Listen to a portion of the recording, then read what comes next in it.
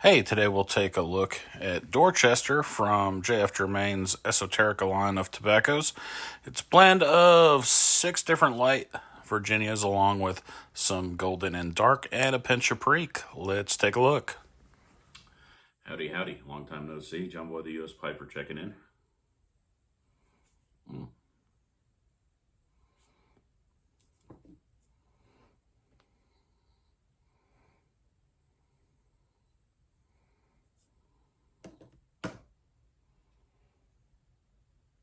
The J.F. Germain train has landed.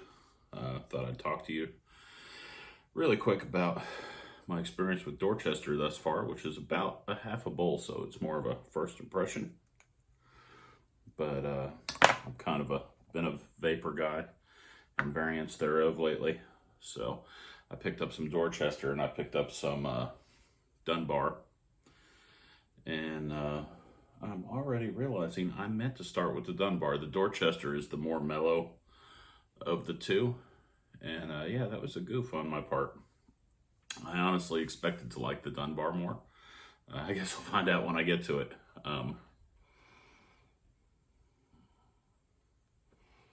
The Dorchester is very interesting. It's very, very smooth as far as the tobacco goes in there. It's got a little bit of an aged personality. I think they do kind of almost a fermented thing really well. As far as J.F. Germain's goes, it seems to be a nice blend of median, kind of your median Virginia through some bright and lemon. There's a little hint of citrus in here, not a ton, but maybe a hint of it. There is almost a fermented, a lot of people would call it brininess to their profile. It just seems to be something that hangs with most of the Virginias that I've experienced and their blends in general. I did find some nice shards of Perique. One of them was a big long shard, so I broke it up and kind of mixed it in a little better in the tray. And this comes pretty wet, so I gave it probably at least 30 minutes of dry time. I broke it up and then I went and had breakfast. So housekeeping. It's a beautiful Savinelli 114. Picked it up as a very lightly used estate. I love that saddle stem on it. This is honestly one of my best smoking pipes. It is a 6mm. I love the contrast, the way the contrast comes through even with the light rustication. Now the rustication on this model is less 3D than it is on, say, my Dolomiti 321. You can kind of tell there's a little more chunk to that rustication, but very similar as far as the contrasts coming through. I think it's a beautiful look, and I really like that lucite. It's not loud, but it's pretty.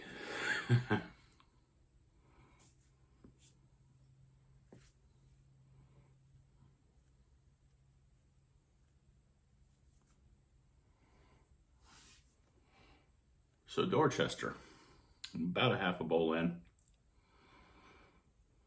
Very mild. Not bitey at all. I'll tell you one thing, if you crack open a tin of Dorchester, do not deprive yourself of the luxury of sticking your big old nose in that tin and just hanging out there for a little bit. You want to talk about a good tin note. I don't talk about tin notes a whole lot because really I care how it smokes, but man, if there was ever a tobacco that I wish was a brownie or something, I mean, it's just got so much, even though it doesn't really seem to have much Perique to it, and I'll talk about that a little more in a second. It just has some nice earthy, dark fruit, dark plum, very plummy, maybe a little hint of apricot, a little more citrusy side of dark fruit in there. Despite not having a ton of Perique, there's a little bit of a subdued sweetness. It smells really like something you want to eat. It's very good.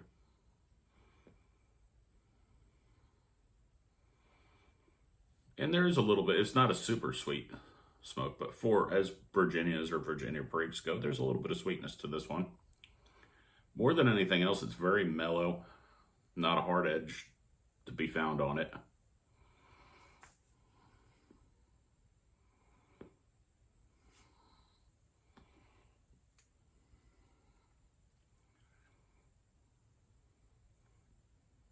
You may find it a little confusing, and I'll tell you why I think that is.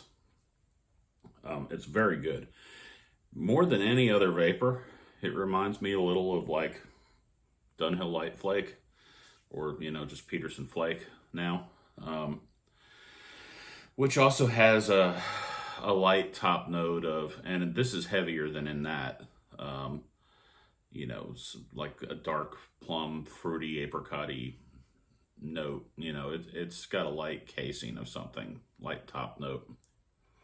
Nothing heavy-handed. But the top note kind of does a lot of what Perique does, minus the spiciness or pepperiness side of it. So there's a little bit of Perique in here. And it's in there. If you search it out, you'll find it.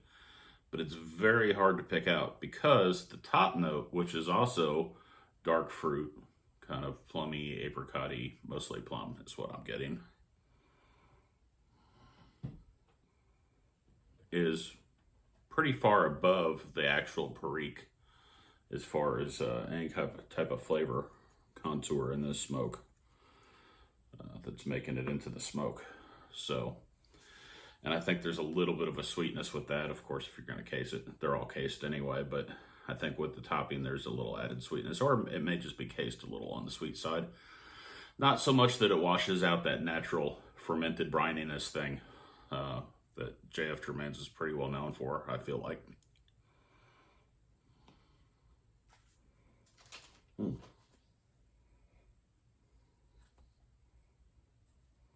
Pardon moi, I just realized I am out of pipe cleaners. Time to break out 100.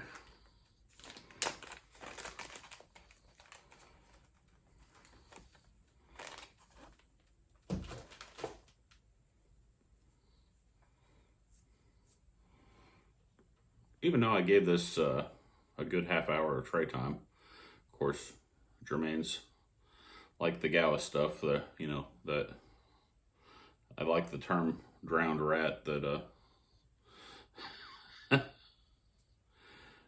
Bradley uses. It's a good term. Now, this is not as wet as a lot of that is, but it's still, it takes a while in the tray. It's a decent smokable, humidity a little on the moist side, but pretty good to smoke after about 30 minutes. Of course, keep in mind this is summertime in Alabama here, so probably not the best. If you're in Arizona, you could probably give it 10 or 15 minutes and be good.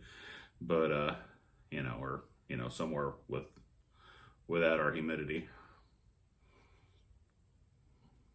It's North Alabama, but still.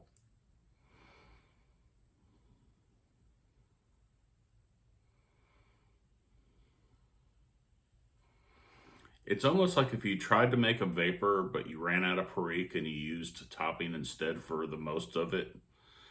And you started with like some Best Brown that had a little more bright leaf in it. But there again, you still had that little fermented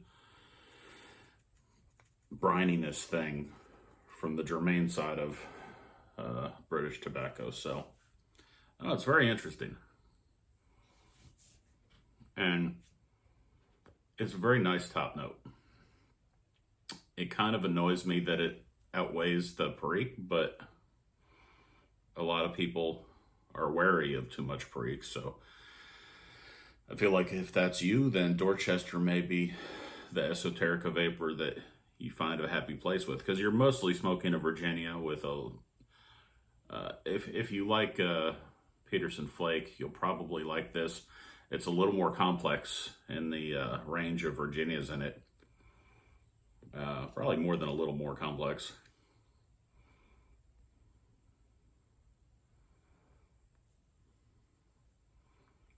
And the top note does a really good job of pulling all those Virginias together.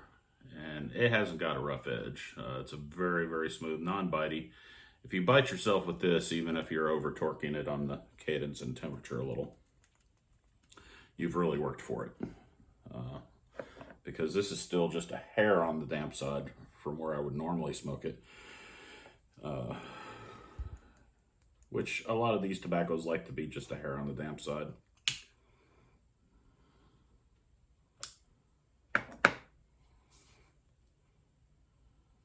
It didn't really need a relight, but just to get it back up there.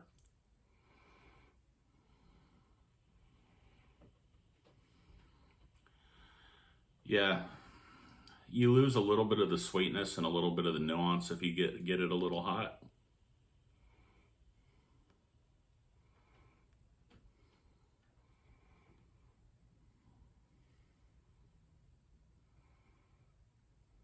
You get a little bit more of almost like a red Virginia profile because the sweetness is still there. It's just, I feel like you're burning up some of the top note. Now, again, this is probably a natural top note being a Germain tobacco. So with this jarred up a few weeks or a month or two, I would expect that that top note would fall back a little bit, as most natural toppings tend to. They often have a little bit of an alcohol or something as a carrier, and that usually dissipates pretty quickly. So this is a freshly opened 10 that's had like, 30 minutes of tray time as far as this sample out of it. So I'll revisit this after it's spent some time in meaningful time in a jar, and maybe slowly bring the humidity down a little. I'm probably going to leave it in the 10 cracked open for a little while before I jar it, just to lose a little of this. I may even pop the top and give it 15 minutes once or twice. I don't want to get it crispy, but it's got some excess moisture.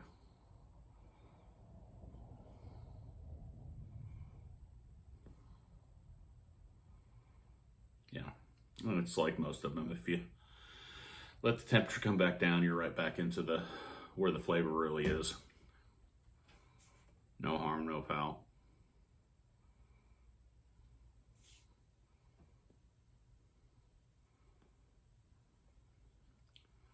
The worst thing you've probably done is lightly stove a little bit of the rest of the bowl, and that's not a bad thing. So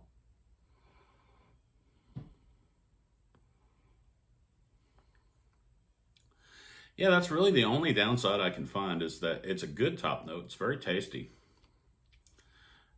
It's a little out front for me as far as the top note versus everything else going on. So I'd like to revisit this after it's had time to get some air and calm down.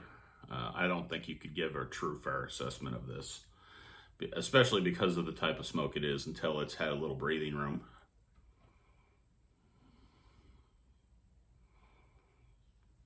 But it's a fine smoke. It's very enjoyable right out of the 10 with, some dry time, of course.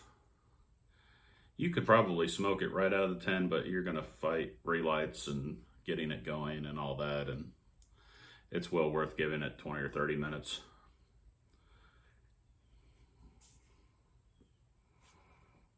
Like I said, if you're in Phoenix, that may be 15 minutes. You know your tobacco. That's the main thing. You got to learn your own humidity preferences on stuff.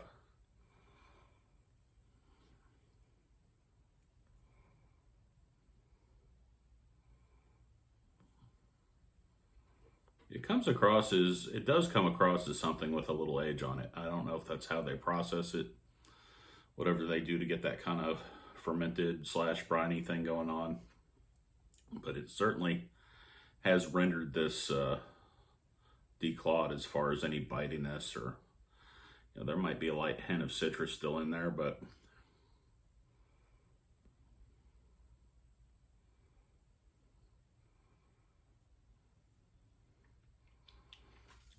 the top note may have faded just a little going through the bowl. I feel like it's developed a slightly darker range of flavors from the Virginia, and that may be because I torqued it a little bit and let it cool back down.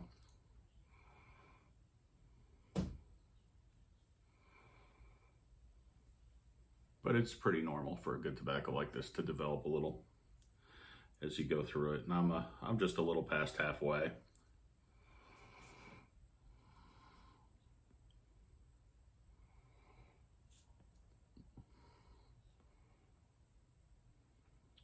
Very good smoke. Very good smoke.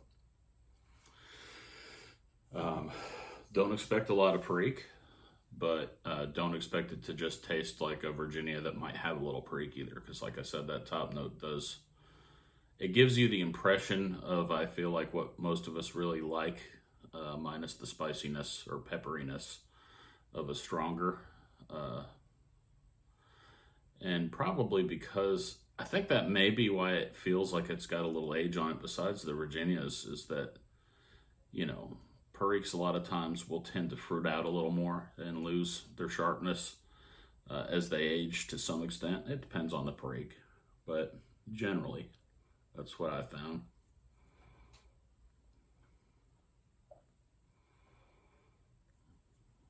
So when you've got a light enough Perique that it's hard to tell what it's really truly like. I'm not getting any spice on a retrohale with it.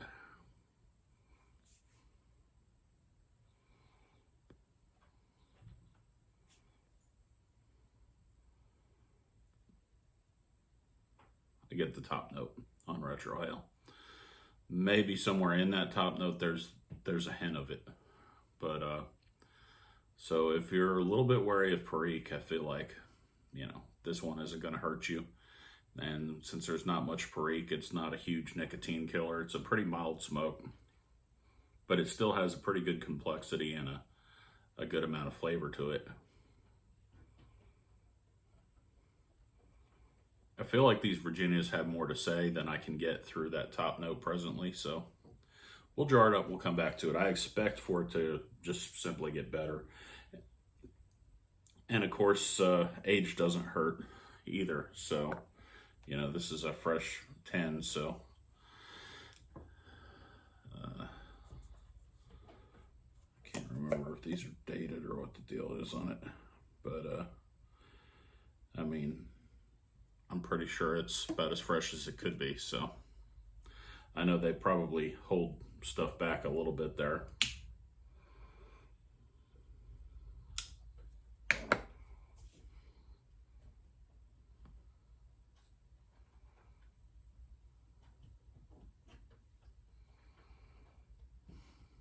There's some good Virginias in there. Can't really tell you anything about the Perique, but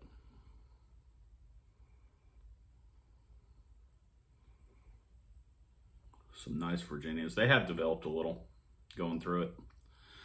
But anyway, I want to try to keep this to a somewhat reasonable length. So that's really, it's really what I have to say as far as the first impression. It's a good smoke.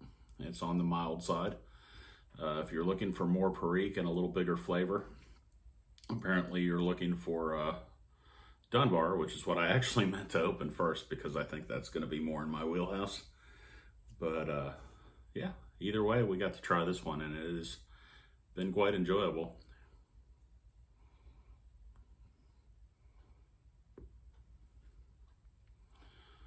Happy Saturday to you, John Boy the U.S. Piper.